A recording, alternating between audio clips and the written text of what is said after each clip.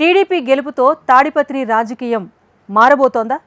గత ప్రభుత్వ వైసీపీ నేతలు ప్రతీకార చర్యలు ఎదుర్కోక తప్పదా?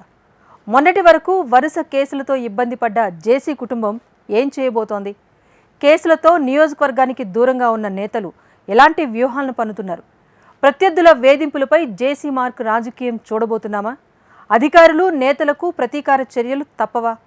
టీడీపీ అధికారంలోకి వచ్చిన వేళ తాడిపత్రిలో ఏం జరగబోతోంది? What the story? 2024 ఎన్నికల్లో టీడీపీ గెలుపుతో తాడిపత్రి రాజకీయం మారబోతోందట. గత వైసీపీ ప్రభుత్వంలో కేసులు ఎదుర్కొన్న జేసీ కుటుంబం రివెంజ్ పాలిటిక్స్కి తెరతీసిందనే టాక్ వినిపిస్తోంది. స్థానిక వైసీపీ నేతలు ప్రతీకార చర్యలు ఎదుర్కోక తప్పదని ప్రచారం జరుగుతోంది.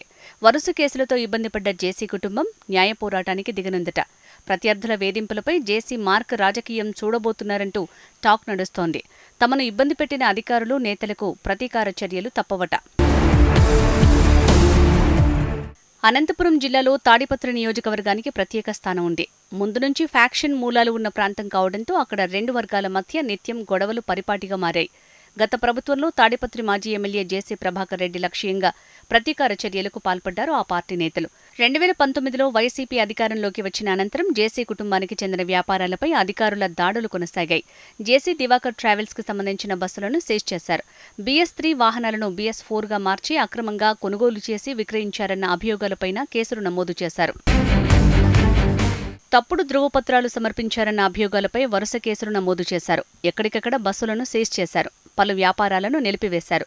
అదే అభియోగాలపై పదుల సంఖ్యలో జేసీ ప్రభాకర్ రెడ్డి, ఆయన భార్య జేసీ ఉమారెడ్డి, తనయుడు జేసీ అస్మిత్ రెడ్డి సహా పలువురిపై కేసులు నమోదు చేశారు. చివరికి జేసీ ప్రభాకర్ రెడ్డి, ఆయన తనయుడు ప్రస్తుత ఎమ్మెల్యే జేసీ అస్మిత్ రెడ్డి కడప జైలుకు వెళ్లొచ్చారు. అప్పటినుంచి ఏ చిన్న ఘటన జరిగినా వరుస కేసులు నమోదు చేస్తూ వచ్చారు. మున్సిపల్ చైర్మన్గా ఉన్న జేసీ ప్రభాకర్ రెడ్డి పలు సమస్యలపై ప్రత్యక్ష ఆందోళనలు చేపట్టారు. మున్సిపల్ కార్యాలయంలోనే దీక్ష చేస్తూ అక్కడే స్నానాలు, భోజనాలు చేసిన రోజులు కూడా ఉన్నాయి. ఇప్పటివరకు జేసీ ప్రభాకర్ రెడ్డిపై అధికారులు అనంతపురం, తాడిపత్రి సహా పలు ప్రాంతాల్లో 103 కేసులు నమోదు చేశారు.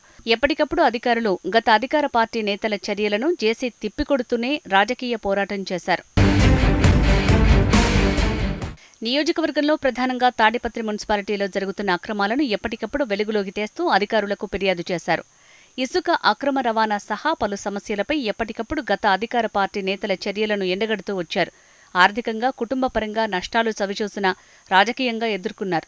నియోజకవర్గంలో కార్యకర్తలు, నేతలపై దాడులు, కేసుల విషయంలోనూ వారికి అండగా నిలిచారు. తాజాగా తెలుగుదేశం పార్టీ అధికారంలోకి వచ్చిన నేపథ్యంలో గత 5 ఏళ్లుగా జరిగిన అన్ని ఘటనలపై ఆ పార్టీ నేతలు చట్టపరంగా చర్యలకు సిద్ధమైనట్లు తెలుస్తోంది.